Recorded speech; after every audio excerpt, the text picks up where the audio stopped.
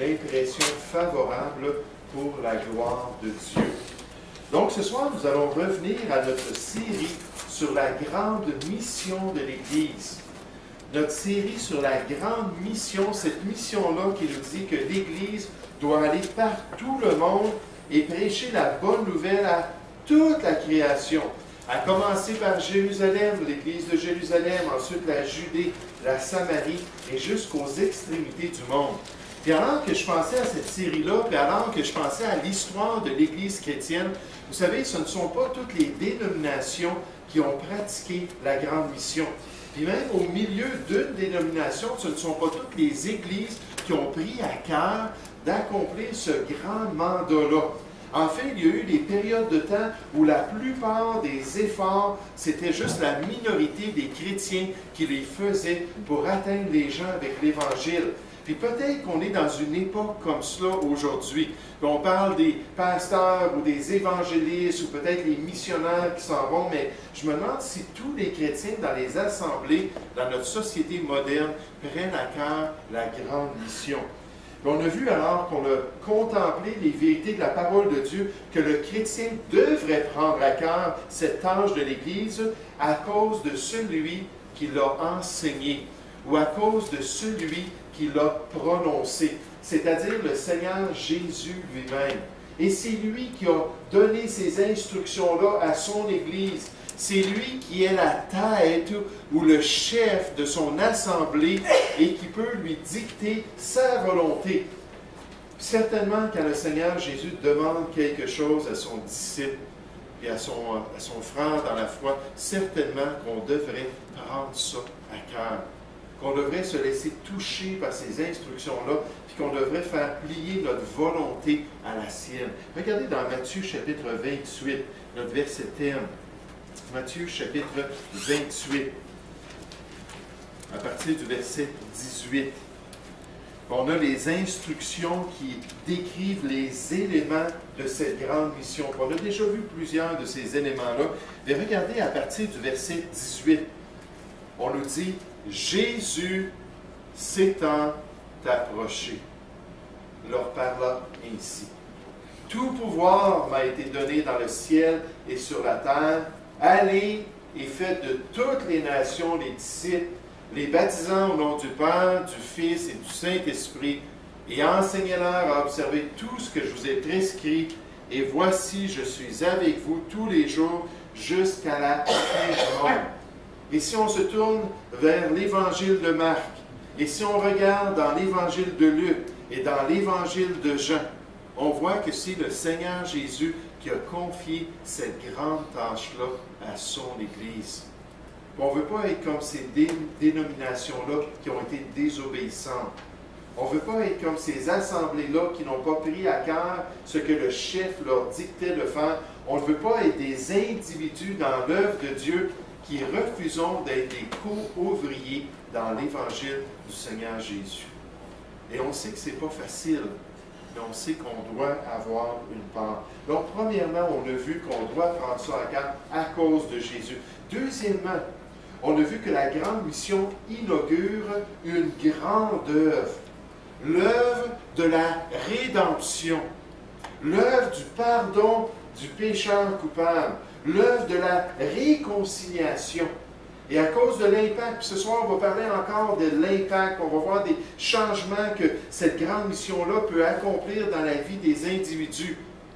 Nous, on reçoit des courriels de missionnaires qui nous partagent comment est-ce que, en prêchant le message de Dieu, l'Esprit de Dieu est venu changer le cœur d'un individu. À un moment donné, un missionnaire parlait d'une vieille dame dans la 80, même pas la 80e, je pense qu'elle avait 94 ans. Puis elle n'avait jamais entendu l'Évangile. Puis là, elle a compris le message du salut, puis elle s'est tournée vers Dieu, puis là, elle a commencé à tout influencer ses enfants, ses petits-enfants, ses arrière-petits-enfants, ses arrière-arrière-petits-enfants, pour qu'ils puissent venir au Seigneur. Mais c'est une grande œuvre. Regardez dans Luc, chapitre 24, l'impact de l'Évangile, l'impact de la grande mission. C'est certain qu'il n'y a rien de similaire dans ce monde. Oui, c'est bien d'aller au travail à chaque jour, puis puis de gagner son pain, puis de pourvoir aux besoins de sa famille. Oui, c'est bien d'avoir des amis, puis d'avoir des passe-temps, puis peut-être avoir certaines passions, certains projets qu'on a entrepris. C'est bien beau, toutes ces choses-là, mais j'aimerais vous dire, il n'y a pas beaucoup qui va demeurer avec un impact éternel, puis qui va avoir cette possibilité-là de changer la vie des gens. Quand on a une activité de distribution ici à l'Église, on vous donne l'opportunité, je sais que des fois les gens travaillent ou des fois les gens n'ont pas la capacité physique. Ça, c'est correct. On a une bonne conscience devant Dieu. Mais quand on a cette opportunité-là, on devrait la saisir pour partir et aller mettre la bonne nouvelle dans les boîtes aux lettres. Et après tout, on a cette liberté-là. Vous savez qu'aux États-Unis, les boîtes aux lettres appartiennent au gouvernement, comme nous ici au Canada. Et le gouvernement dit non, pas question. Vous ne mettez rien dans les boîtes aux lettres. Puis quand les gens font de l'évangélisation, ils doivent accrocher ça sur les portes, ils doivent mettre ça ailleurs. Mais nous, on a ce privilège-là ici de pouvoir évangéliser, puis ça a un impact qui a des répercussions éternelles dans la vie des gens. Verset 44, Luc 24. Puis il leur dit, c'est là ce que je vous disais lorsque j'étais encore avec vous, qu'il fallait que s'accomplisse tout ce qui est écrit de moi dans la loi de Moïse, dans les prophètes et dans les psaumes. Jésus rencontre ses disciples après sa résurrection. Alors il leur ouvrit l'esprit, verset 45, afin qu'ils comprennent les Écritures.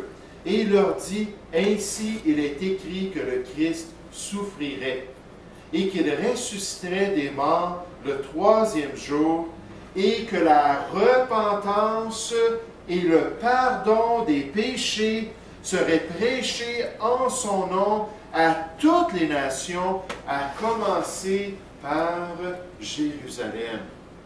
D'être réconcilié avec Dieu, de pouvoir avoir la paix avec le Seigneur, de pouvoir bénéficier de cette œuvre qui couvre toutes nos iniquités pour nous permettre de connaître Dieu et de rentrer dans le royaume de Dieu. Mais non seulement on a cette personne qui a prononcé cette grande mission, non seulement on a l'œuvre de la grande mission, mais troisièmement, on a vu aussi que cette grande mission proclame un grand salut. Elle proclame un grand salut. Elle proclame ce salut accompli par Christ, cette délivrance effective à cause du sacrifice parfait du Seigneur Jésus qui s'est offert une fois pour toutes. Dans l'image de la loi de l'Ancien Testament, les sacrifices étaient continuels, perpétuels et ne changeaient pas la vie des gens. Jésus, lui, s'est offert une fois pour toutes. Son sacrifice est parfait et il a des répercussions éternelles. Regardez Romains chapitre 3. Romains chapitre 3. On a déjà vu ces éléments-là, mais je faisais juste une petite révision. Ça faisait quelques semaines qu'on n'avait pas touché au sujet. Regardez Romains chapitre 3, verset 21. Mais maintenant, sans la loi, est manifestée la justice de Dieu, à laquelle rendent témoignage la loi et les prophètes, les types de l'Ancien Testament, touchaient à cette œuvre-là de la Nouvelle Alliance, et dit justice de Dieu par la foi en Jésus-Christ, pour tous ceux qui croient. Il n'y a point de distinction, car tous ont péché et sont privés de la gloire de Dieu. Ça, c'est les effets de nos œuvres, n'est-ce pas? Nos mauvaises œuvres qui nous empêchent d'aller au ciel, qui nous empêchent de rentrer dans le royaume de Dieu. Il n'y a point de distinction, car tous ont péché et sont privés de la gloire de Dieu, et ils sont gratuitement justifiés par sa grâce, par le moyen de rédemption qui est en Jésus-Christ. Et ça, c'est une bonne nouvelle. Quelqu'un a été puni à notre place. Quelqu'un a subi le juste jugement que méritaient nos œuvres. Et quelqu'un a payé à 100% pour qu'on soit rapproché de Dieu, qu'on soit réconcilié avec lui. Et maintenant, ce soir, j'aimerais qu'on puisse comprendre que cette mission crée une grande transformation dans la marche de l'individu qui est sauvé. Une grande transformation dans la voie qu'il va suivre et dans l'orientation de sa vie. On pourrait dire que c'est le deuxième aspect de cette œuvre-là dans la vie de l'individu. N'est-ce pas que les Écritures nous disent « Allez et faites de toutes les nations des disciples ». Là, on parle de la conversion, lorsqu'ils deviennent un disciple. Ensuite, on dit « Les baptisant au nom du Père, du Fils et du Saint-Esprit ». Ça, c'est l'image de leur salut. Le premier pas d'obéissance envers la volonté de Jésus. Mais ensuite, on continue en nous parlant d'une nouvelle vie. En fait, la Bible nous parle d'une nouveauté de vie. Alors que le Seigneur est aux commandes de notre barque, et alors qu'il oriente notre existence pour accomplir sa volonté. Puis c'est pour ça qu'après, elle nous dit « Enseignez-leur à observer tout ce que je vous ai prescrit, et voici, je suis avec vous tous les jours jusqu'à la fin du monde. Amen. » Enseignez-leur à observer. Et ça, c'est la vie du disciple. Ça, c'est la transformation pratique dans l'existence d'un individu qui va changer de perspective, qui va être renouvelé dans son intelligence, qui va commencer à porter des fruits venant du nouvel homme qu'il est devenu en Jésus-Christ. Par exemple, ce changement-là au niveau de son adoration. Il va apprendre comment adorer Dieu convenablement. Comment pouvoir lui présenter un culte qui lui est agréable. Dans Acte 2 et dans Colossiens 3, on nous parle de cette manière-là d'adorer Dieu. Donc, le texte au verset 42 d'Acte 2, on nous dit « Ils persévéraient ». Qui sont ces gens-là? Le texte nous dit ce sont des Juifs.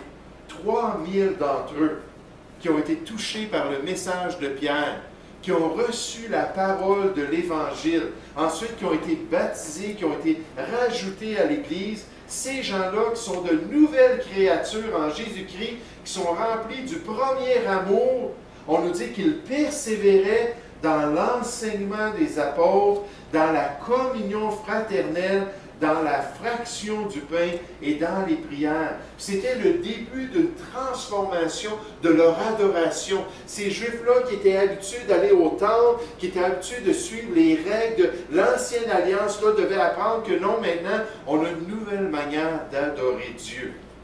Et vous savez, ce n'est pas juste des Juifs qui sont décrits dans la parole de Dieu. Dans le livre des Actes et dans le livre de Galates, on nous parle de païens qui adoraient des idoles, qui suivaient des faux dieux et qui ont appris, une fois sauvés, comment se détourner de l'idolâtrie pour servir le seul vrai Dieu et pour attendre la venue de son Fils. Donc, des croyants qui apprennent à adorer régulièrement, idéalement à chaque semaine. Ils adorent Dieu personnellement, mais ils adorent Dieu aussi publiquement. Des croyants qui vont apprendre à adorer Dieu basés sur les instructions de la parole de Dieu, plutôt que de suivre la religion humaine. Des croyants qui vont apprendre à adorer Dieu en donnant financièrement à l'œuvre de Dieu.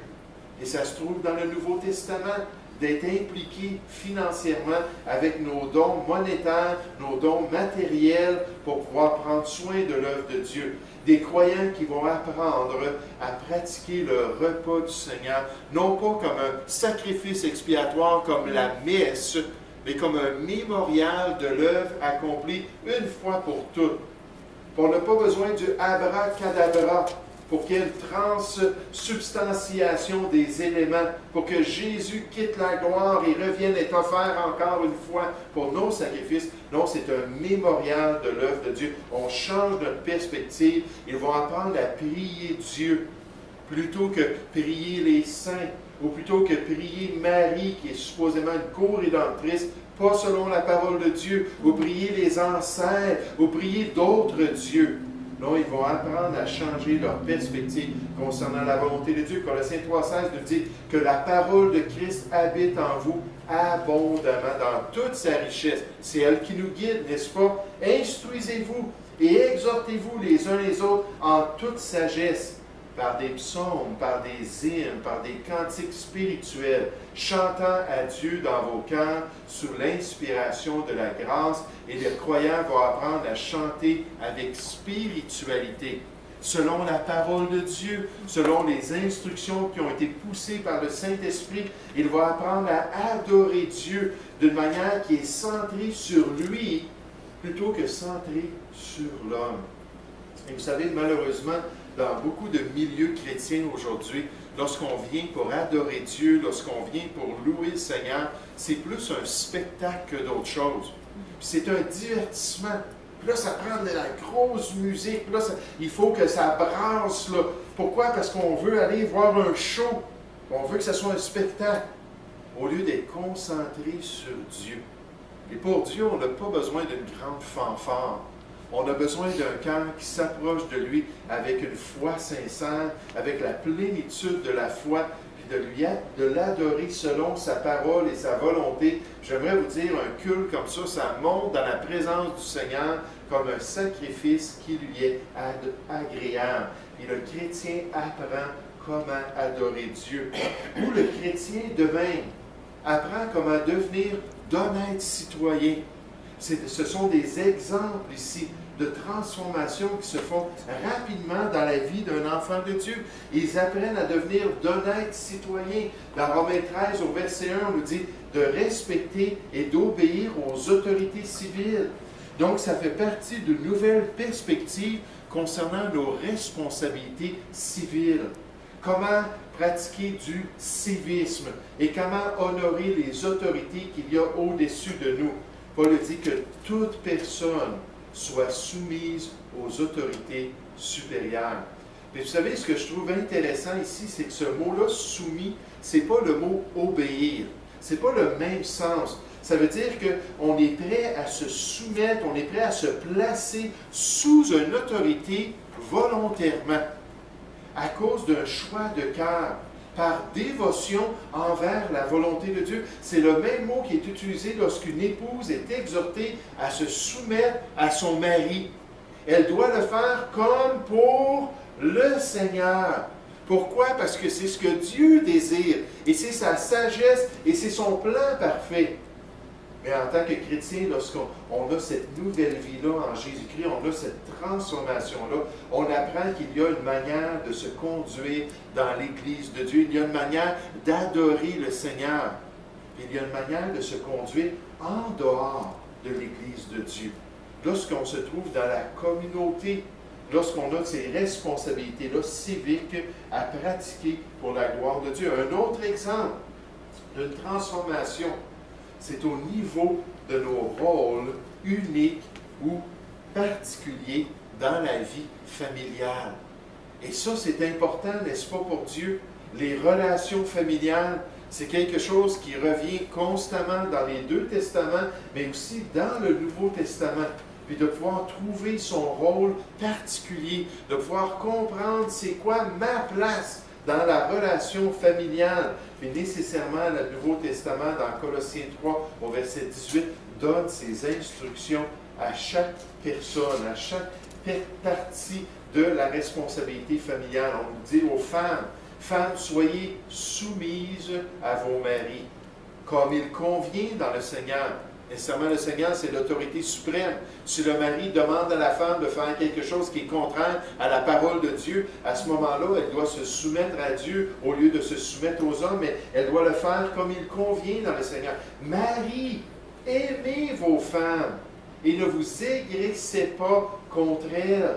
Marie, soyez des dirigeants spirituels. Marie, donnez le pouls à l'amour dans la relation de couple. Enfants, obéissez en toutes choses à vos parents. Et là, c'est un autre verbe ici. C'est le mot qui veut dire entendre et suivre une instruction. C'est vraiment un terme qui est utilisé pour des esclaves envers leur mère. Dans Galates chapitre 4, on nous dit que l'enfant, dans un sens, est un esclave dans la famille, jusqu'à temps qu'il arrive à l'âge de l'héritage, jusqu'à temps qu'il soit mature et qu'il puisse prendre sa propre direction et voler de ses propres ailes. Et dans un sens, il est là pour entendre les instructions et les exécuter pour pouvoir plaire à Dieu, car cela est agréable dans le Seigneur. Trouver sa place dans les relations familiales. Père, n'héritez pas vos enfants de peur qu'ils ne se découragent.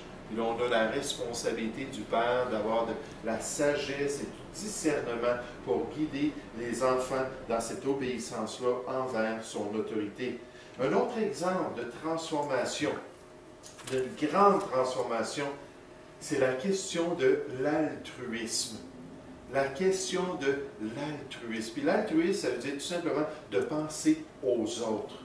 Tout simplement d'aimer les gens, de se déconnecter de notre égoïsme naturel, puis d'être prêt de dire, bon, ben là, je vais mettre de côté mes besoins, je vais mettre de côté mes petits plaisirs, ma satisfaction personnelle, puis je vais apprendre à me donner aux autres, à me rendre par amour, Galates 5,13, un serviteur pour les autres.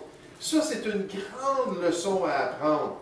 C'est tellement merveilleux quand on voit une personne égoïste qui vient au Seigneur, qui était connu pour être tellement égocentrique, c'était toujours moi, moi, moi, moi. Ça paraît ça quand on parle avec une personne comme ça. On commence à discuter avec, puis moi cette semaine, puis moi, puis moi, puis moi. Puis il n'y a aucun problème quand on discute avec les autres de partager ce qu'on a fait durant la semaine. Mais ça devrait être réciproque. Puis toi, qu'est-ce que tu as fait cette semaine? Puis toi, est-ce que ça a bien été? Puis s'intéresser mutuellement. Ça ne doit pas être juste centré sur nous, mais comme c'est merveilleux de connaître quelqu'un avant qu'il ait cette relation-là avec le Seigneur qui était égoïste, puis après son salut, wow! Là, il y a une ouverture d'esprit. Là, il y a un désir envers autrui. Là, c'est plus toujours lui le centre de ses intérêts, de son attention. Il cesse de se regarder le nombril pour commencer à penser aux autres et à être une bénédiction pour les autres. J'aimerais vous dire, dans les quelques années dans le ministère, j'ai eu le privilège, dans ces quelques années-là, de voir des gens être totalement changés. Je n'ai pas eu besoin d'aller bien loin. Il y avait moi-même que je devais apprendre à déconnecter, que je devais apprendre à me donner aux autres. Apprendre l'altruisme, que je trouve ça intéressant, les deux passages qui sont cités dans l'étude. Ces deux passages qu'on a étudiés récemment. Romains 13, qui nous dit d'aider et de ne pas faire de mal aux autres. Romains 13, versets 8 à 10, ne devez rien à personne, si ce n'est de vous aimer les uns les autres, c'est notre grand devoir.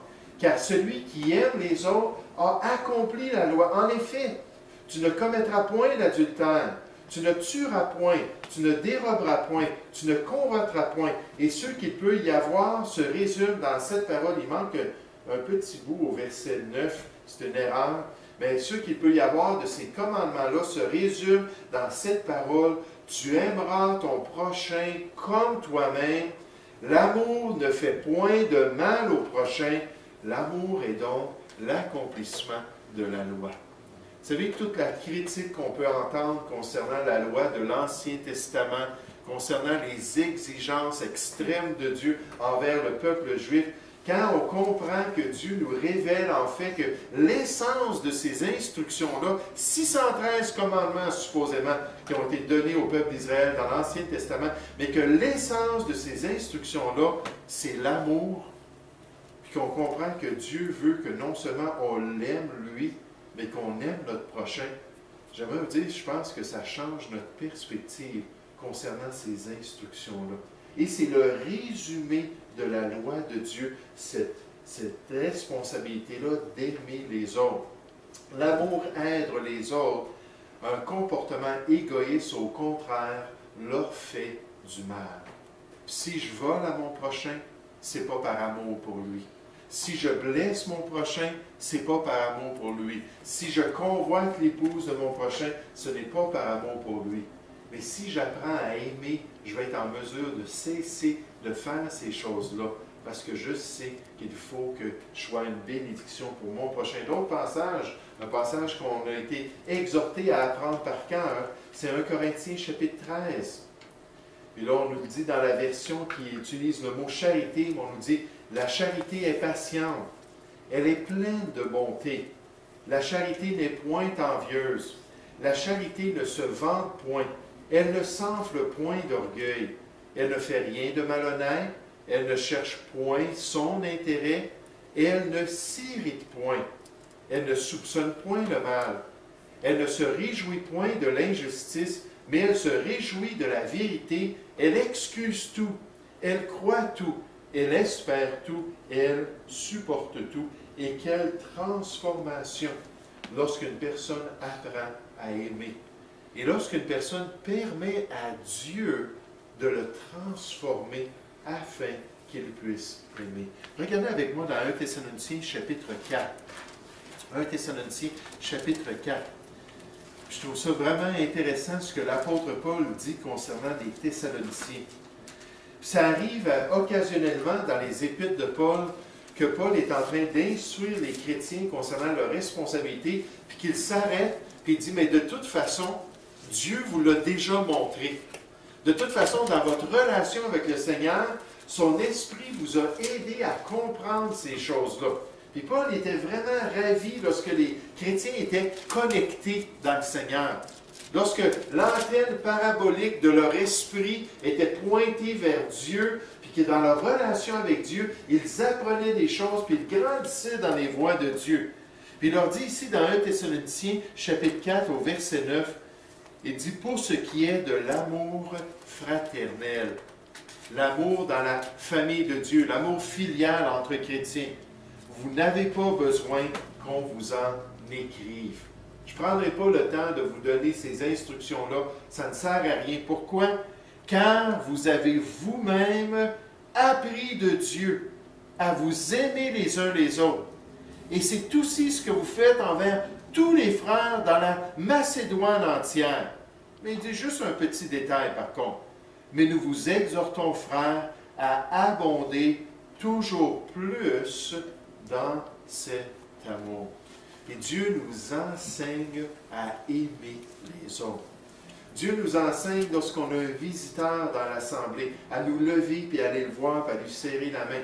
Dieu nous enseigne lorsqu'il y a une pause peut-être entre les deux réunions, à aller voir les autres chrétiens, puis à prendre du temps, puis à avoir de la communion. Oui, mais c'est difficile pour moi.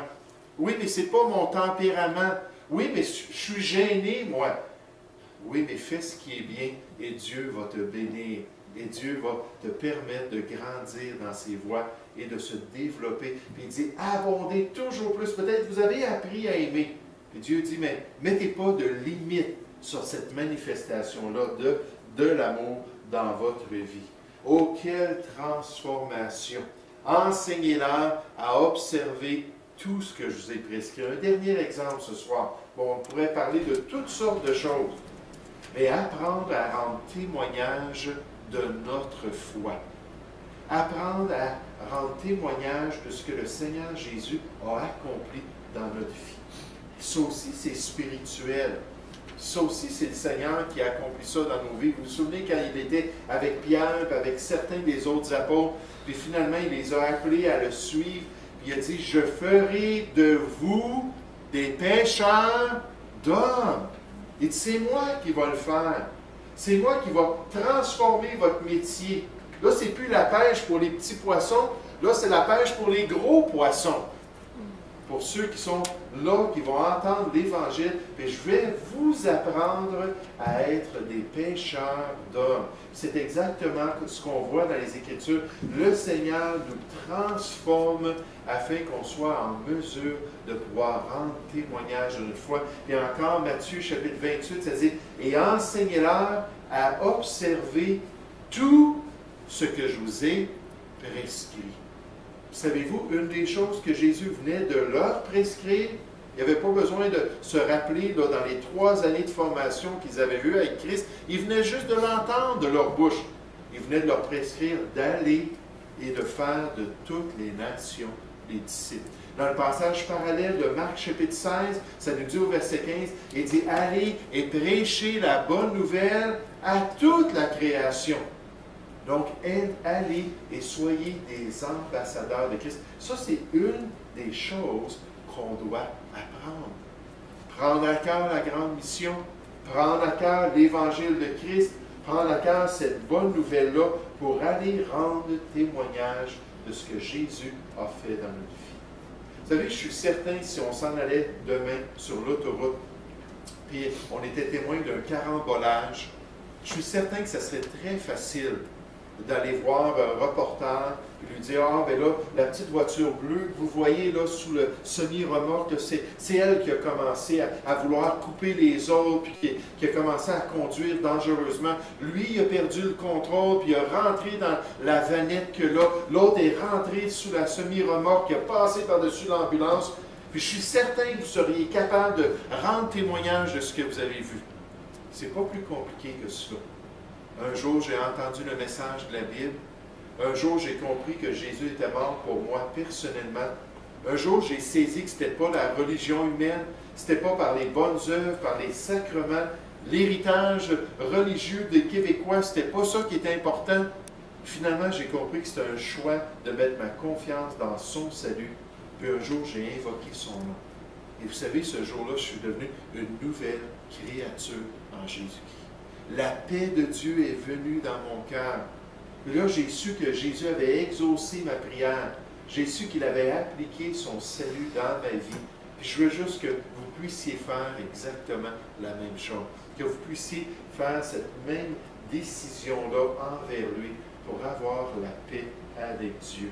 Que Dieu nous demande d'être ses témoins. En terminant Luc chapitre 24 à nouveau. Luc chapitre 24, mais quelle transformation. Des vies changées. Des familles transformées. Des conduites révolutionnées. Pourquoi? Parce que Jésus-Christ est rentré dans la vie de ces individus. Et ça, c'est le plus beau cadeau que nous, on peut donner aux gens, n'est-ce pas? D'avoir Dieu dans leur vie, d'avoir ce berger-là qui va les guider dans leur marche ici-bas, puis de comprendre que les gens sont des brebis sans berger, languissants. Oh, ils ont tout ce qu'ils ont besoin, ici en Amérique du Nord surtout. Ils sont dans le confort, puis ils ont de la richesse, puis ils ont la santé, puis un système médical qui prend soin d'eux. Ah, ils ont beaucoup de choses ici-bas. Mais dans leur âme, il y a un vide, comme Blaise Pascal le disait toujours. Puis ce vide-là est fait pour Jésus-Christ.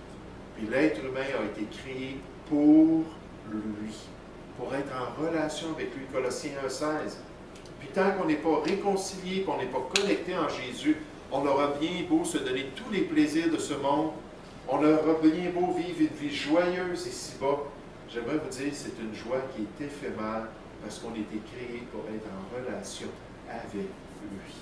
Mais quel impact lorsqu'on leur présente le Seigneur Jésus qui rentre dans leur vie et qui commence à purifier leur vie. Et là, on peut voir cette transformation extraordinaire dans leur existence. Dans Luc chapitre 24, il leur dit au verset 46, et il leur dit, « Ainsi il est écrit que le Christ souffrirait et qu'il ressusciterait des morts le troisième jour, et que la repentance et le pardon des péchés seraient prêchés en son nom à toutes les nations, à commencer par Jérusalem. Vous êtes témoins de ces choses. » Et si le Seigneur nous demande d'être témoins, il nous donne la capacité de l'être. Ce n'est pas un esprit de timidité, 2 Timothée 1,7, que le Seigneur nous a donné. C'est une puissance pour rendre témoignage de notre foi. Si on a des problèmes, comme moi j'ai des problèmes, on a juste à se tourner vers le Seigneur et dire « Remplis-moi de ton Saint-Esprit » pour que j'ai la hardiesse des apôtres, pour que j'ai l'assurance qu'ils avaient. Est-ce que c'était parce que c'était inné, c'était leur caractère? Pierre, c'est un homme fort. Non, Jésus a dû le briser, puis l'humilier. Puis il avait une grande crainte des autorités pour ensuite pouvoir l'utiliser pour sa gloire. Puis quand les gens l'ont vu avec cette grande hardiesse, puis il a prêché l'Évangile sans être intimidé par les autorités, ils ont reconnu qu'il avait été avec Jésus. Et les gens peuvent reconnaître Jésus dans notre vie. Lui qui n'était pas intimidé par personne. Lui qui faisait aucun cas de la honte de son ministère parce qu'il suivait la volonté de son Père céleste.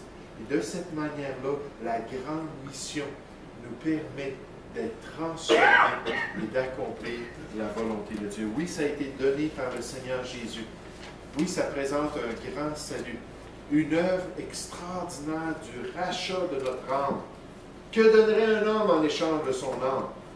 Mais ensuite, une vie qui est transformée pour la gloire de Dieu.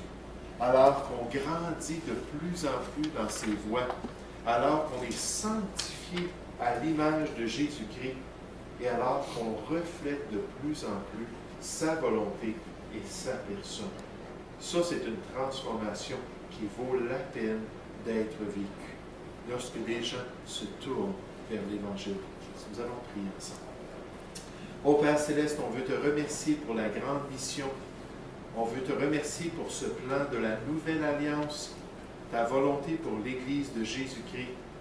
Et Seigneur, je veux te remercier pour les mouvements chrétiens qui ont ramené les églises, et la plupart des églises évangéliques, Seigneur, qui les ont ramenées dans une perspective de cette responsabilité, non seulement d'être des témoins, des ambassadeurs de ton royaume à Jérusalem et dans la Judée, mais aussi en Samarie et jusqu'aux extrémités du monde.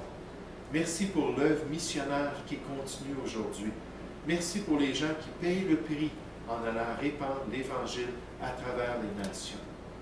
Et merci Seigneur qu'un jour, lorsque la totalité des païens sera rentrée, que tu vas appeler ton assemblée, ton Église bien-aimée, comme une épouse qui va être présentée à Christ. Et alors, on va pouvoir se reposer de nos œuvres. Merci pour ce privilège de pouvoir te connaître. Au nom du Seigneur Jésus. Amen. Je vais vous inviter à vous lever.